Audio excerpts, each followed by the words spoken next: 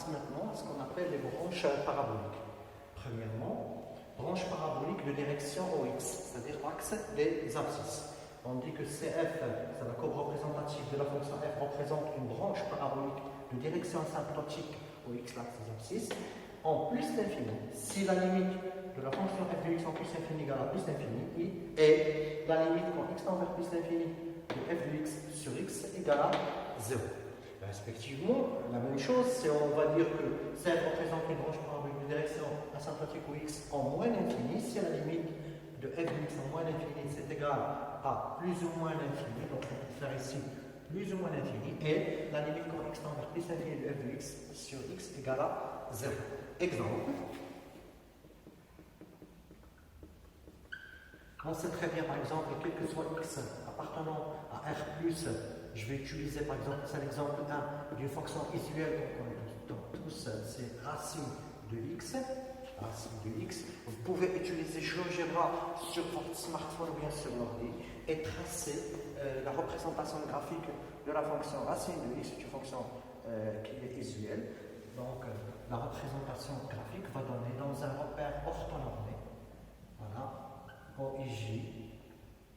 Donc la représentation graphique, ça donne. On sait très bien que c'est une fonction qui n'est pas dérivable à droite de 0. Il est défini sur 0 plus l'infini, donc à peu près ce que l'image de 1. Donc l'image de 1 c'est 1. C'est bien avec quelques points pour tracer. Voilà, il n'est pas dérivable dans ce point. Voilà. Et là, voilà. Vous voyez très bien qu'il y a une branche parabolique de direction l'axe des abscisses au voisinage de plus l'infini. Exemple 2. Exemple 2. Soit f de x, soit f, la fonction définie sur 0 plus l'infini par f de x égale une certaine fonction que j'ai bien notée pour vous. Donc c'est 3 racines de x moins 2 sur racine de x plus 1. Donc on va appliquer la définition. D'abord, on calcule la limite. Quand x, regardez bien là, le bord de l'ensemble des définitions, c'est plus infini. Donc on calcule la limite en plus infini. Et après on fait notre interprétation. Donc la limite quand x tend vers plus l'infini de f de x, c'est la limite quand x tend vers plus l'infini de 3 racines de x moins 2 sur racine de x plus 1. Parce qu'on constate que 2 sur racine de x tend vers 0. Donc, et racine de x tend vers plus l'infini. Donc la limite c'est bien plus l'infini. Donc on est bien dans l'une des conditions de notre définition. Maintenant on va passer à quoi? À calcul de la limite de f de x sur x. Donc la limite quand x tend vers plus l'infini de f de x sur x, c'est la limite quand x tend vers plus l'infini de 3 racines de x sur x. Je divise tout par x. X racine de x plus 1 sur x, qui est égal à la limite quand x tend vers plus l'infini. Donc là, une simplification de cette expression, ça donne 3 sur racine de x moins 2 sur x racine de x plus 1 sur x qui donne 0. Voilà une deuxième condition qui donne ma définition. Donc je tire ma conclusion du fait que alors CF est, alors on peut dire que CF, qu'est-ce qu'elle représente, ou bien admet, représente une branche parabolique, une branche parabolique. Il y a plusieurs expressions pour les branches paraboliques, ou bien pour faire une interprétation de direction asymptotique. Donc, je suis obligé d'effacer le tableau, vous m'excusez. Donc, de direction asymptotique. Alors, une branche de direction asymptotique.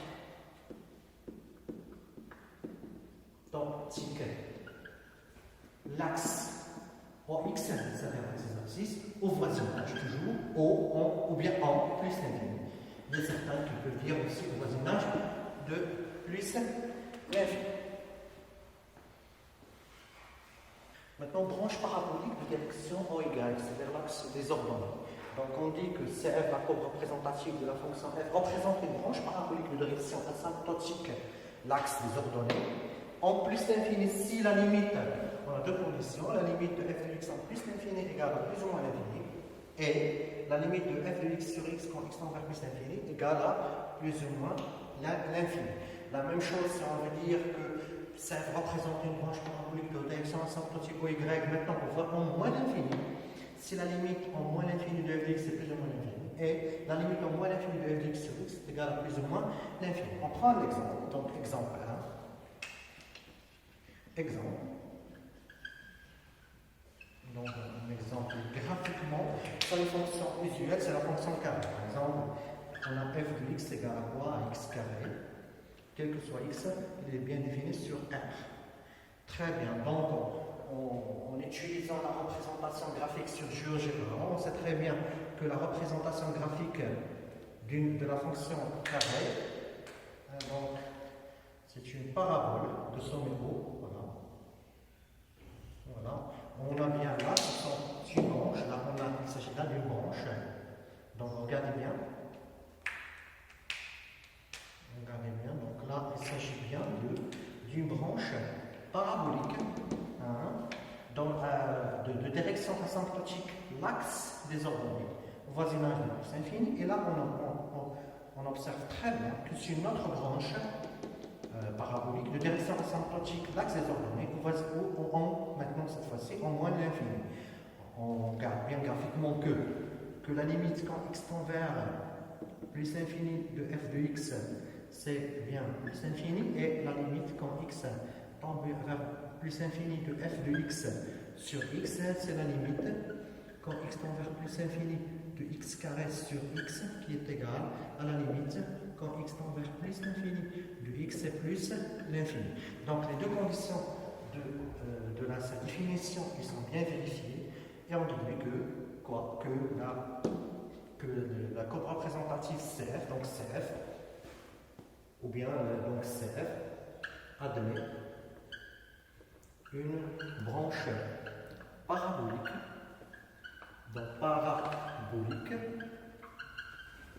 de direction OY, c'est-à-dire l'axe des ordonnées, en plus ou moins l'infini. Je vais prendre un autre exemple, un exemple 2. Déjà, là il s'agit d'un exemple d'une fonction usuelle qu'on connaît très bien, c'est la fonction carré. Maintenant, exemple 2. Exemple 2. On va prendre une autre fonction polynomiale, f de x égale x à la puissance 3 plus 2x moins 1. Donc là, elle est bien définie sur R. D'accord? Donc R, sachant que R c'est quoi? C'est moins l'infini plus l'infini. Donc les bords de l'ensemble de définition là, on a moins l'infini et plus l'infini. Calculons les limites. Donc la limite quand x tend vers moins l'infini de f de x, donc on va prendre la plus grande puissance, sachant que c'est une fonction polynomiale. Donc là, ça donne moins l'infini. Et la limite, quand x tend vers plus l'infini de f de x, toujours, on va prendre la plus grande puissance, qui est x puissance 3, et la limite va être, c'est plus l'infini. Maintenant, on va passer là, à la limite de, donc x tend vers plus l'infini, donc on a affaire à prendre la valeur absolue de x qui tend vers plus l'infini, pour faire le calcul des deux limites à la fois, en plus l'infini et moins l'infini. On va bien expliquer pourquoi. Donc là, de f de x est égal à la limite, quand la valeur absolue de x tend vers plus l'infini, de x puissance 3 plus 2x moins 1, la f de x sur x, je m'excuse, donc là sur x. Donc ça donne la limite quand x tend vers plus, donc en valeur absolue tend vers plus l'infini, la plus grande puissance sur la plus grande puissance. La limite quand la valeur absolue de x tend vers plus l'infini de x carré, donc en plus l'infini, en moins l'infini, les deux limites, elles ont la même valeur qui est égale à plus l'infini. Alors qu'est-ce qu'on va dire maintenant? Donc les deux conditions de notre définition sont bien vérifiées, alors que CF admet une branche parabolique de direction direction asymptotique, de direction asymptotique, l'axe des ordonnées, c'est-à-dire l'axe OY, en plus l'infini et moins l'infini. Voilà.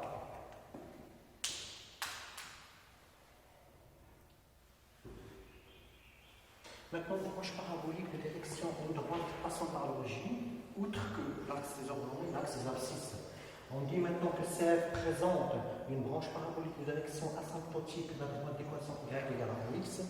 Comme vous constatez, c'est une droite qui passe par l'origine, en plus l'infini, si j'ai là trois conditions. La limite de f de x en plus l'infini, c'est plus ou moins l'infini, donc plus ou moins l'infini. La limite en plus l'infini de f de x sur x, c'est un nombre réel a. Et la limite quand x tend vers plus, mais sachant là que a doit être différent de 0, a appartenant à R étoile. Sinon, on va tomber dans le cas, c'est une direction asymptotique dans la direction de l'axe des abscisses. Et la troisième condition, c'est la limite de f de x sur x moins x, c'est plus ou moins l'infini. Donc, on va prendre, avant de prendre un exemple, je préfère donner une explication graphique. Donc là, dans un repère orthonormé, on représente graphiquement une certaine fonction. Voilà, là, x, f de x. J'ai besoin d'un stylo noir comme là. Donc, je trace une droite, par exemple, là, qui passe par l'origine. Donc là, c'est le haut. Voilà. Donc, c'est une droite d'équation y égale à x. Et, regardez bien, la direction asymptotique. Voilà. C'est une branche parabolique, voilà, une branche parabolique de la représentation graphique de CF en plus l'infini, d'accord? Ça peut être au-dessus comme au-dessous, ça peut être au-dessous comme au-dessus, ouais. On peut avoir même de l'autre côté, d'accord? Au voisinage du moins l'infini, c'est pareil. On peut y avoir aussi, par exemple, une branche parabolique en moins l'infini, d'accord? Ça dépend. C'est la courbe au-dessous ou bien au-dessus de la droite d'équation y égale à x. Maintenant, on va prendre un exemple. Voilà. Les quatre cas possibles, mais ça dépend bien sûr de la position relative de la courbe et de la droite. Maintenant, on va prendre un exemple. Donc, exemple, j'ai pris le cas d'une fonction, soit f, la fonction définie par, donc j'ai déjà fait mon exemple, soit f, la fonction définie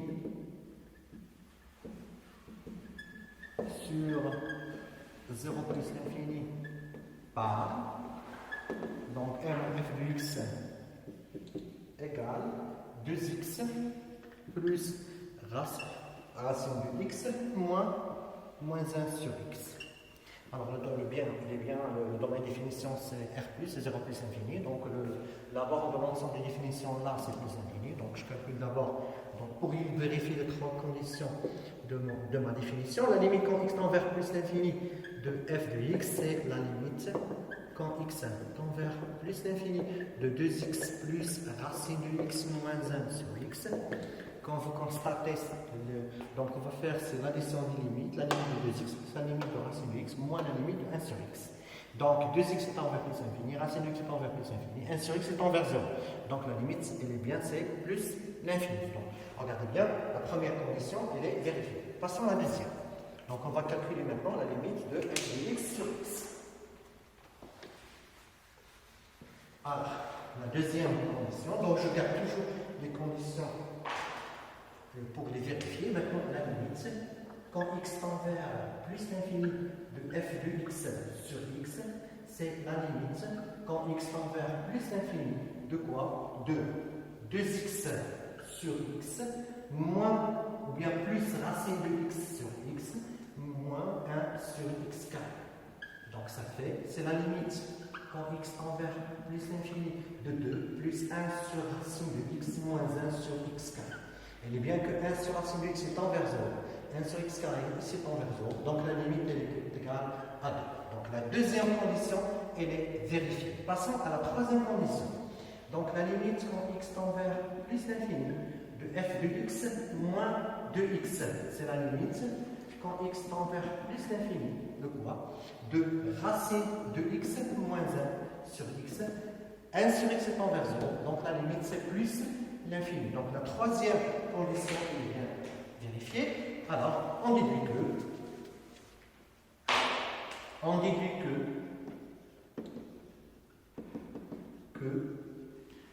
la courbe CF admet une branche parabolique,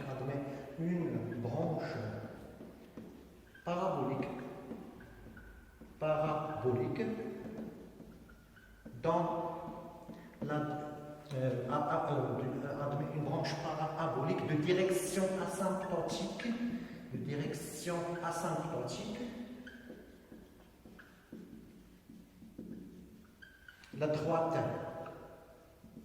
y égale à 2x en plus l'infini. Voilà.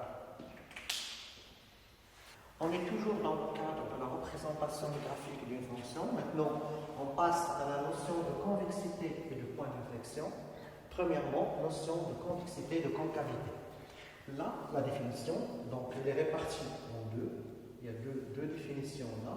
La définition de la convexité et de la concavité. On dit que f, déjà, la fonction f est dérivable sur un intervalle i, et c'est sa représentation graphique dans un repère du plan. On dit que f est convexe sur i si sur l'intervalle i, la courbe c est entièrement au-dessus de chacune de ces tangentes. Alors, on va prendre un exemple, exactement pour comprendre sa définition. Exemple 1. La fonction, par exemple, x carré, elle est définie sur quelque chose qui s'appartient à R. Donc f, elle est bien convexe sur R. Pourquoi? La représentation graphiquement maintenant, donc dans un repère orthonormé du plan OIJ, donc là c'est x, f de x, on sait très bien que la représentation graphique de la fonction carré, c'est une parabole de sommet haut.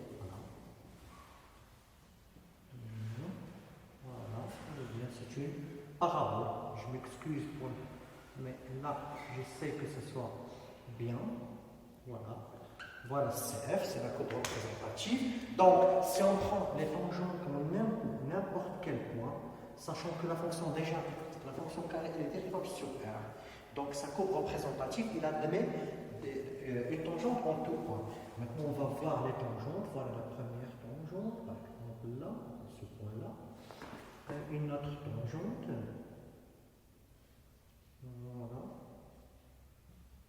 Voilà. Une autre tangente là. Voilà une autre. Donc, qu'est-ce qu'on constate? Que CF est au-dessus de chacune de ces tangentes. Donc, on déduit que f est une fonction comment? Convexe. C'est une fonction convexe sur R. Exemple 2.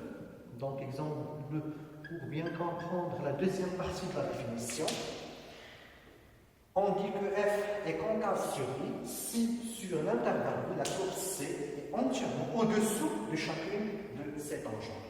Donc, on va prendre comme exemple la fonction inverse de x égale 1 sur x carré, quel que soit x appartenant à R étoile. R étoile, donc c'est moins l'infini, 0 union 0 plus l'infini. Donc, la courbe représentative de la fonction inverse, c'est un hyperbole de centre haut. Donc, on va faire bien. Donc c'est une image de moins 1, c'est moins 1. Donc il faut garder toujours cette symétrie par rapport à l'axe, par rapport à l'origine. Donc qu'est-ce qu'on constate? Donc là c'est x, f de x. X, f de x. Bien. Alors on peut constater exactement que, regardez bien que en tout point, on constate que CF elle est au-dessus hein, pour les x appartenant à 0 ouvert plus l'infini, que CF elle est au-dessus c'est-à-dire elle est au-dessus de toutes ces tangentes. Voilà une autre tangente. Voilà. Donc, de l'autre côté, on va constater que CF là, elle est au-dessous de chacune de ces tangentes. Donc, qu'est-ce qu'on peut constater là que donc, la fonction f est convexe sur 0 ouvert plus l'infini et concave sur moins l'infini 0. Donc voilà, donc c'est un exemple de fonction convexe et de fonction concave. Donc, dans l'étude graphique d'une fonction, il y a un point qui est très important à étudier, c'est le point d'inflexion. Donc la définition, c'est quoi un point d'inflexion? Donc soit f est une fonction qui est dérivable sur un intervalle i, et c'est sa courbe représentative, donc sa coupère du plan, et a un point qui appartient à l'intervalle i. On dit que le point de coordonnée, le point grand A de coordonnée a petit f de a, est un point d'inflexion de C si en A, c'est-à-dire en ce point-là, la courbe C traverse sa tangente. On va prendre un exemple pour bien comprendre notre définition. Exemple, donc c'est la fonction Q, donc, qui est bien définie sur R. Donc f, la fonction Q, elle est dérivable, c'est une fonction usuelle. Donc la fonction cube est dérivable sur R, c'est-à-dire son ensemble de définitions.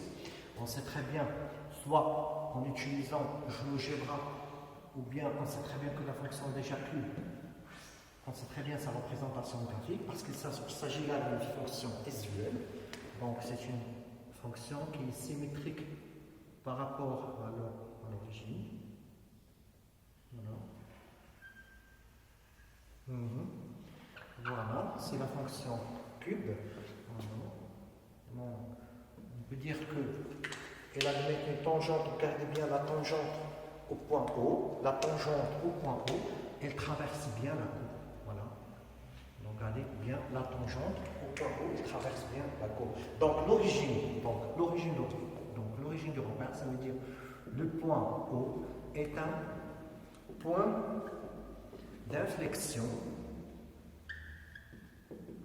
de CF. On constate bien que la fonction f, donc la fonction f est convexe, regardez bien, est convexe sur 0 plus l'infini et concave sur moins l'infini 0.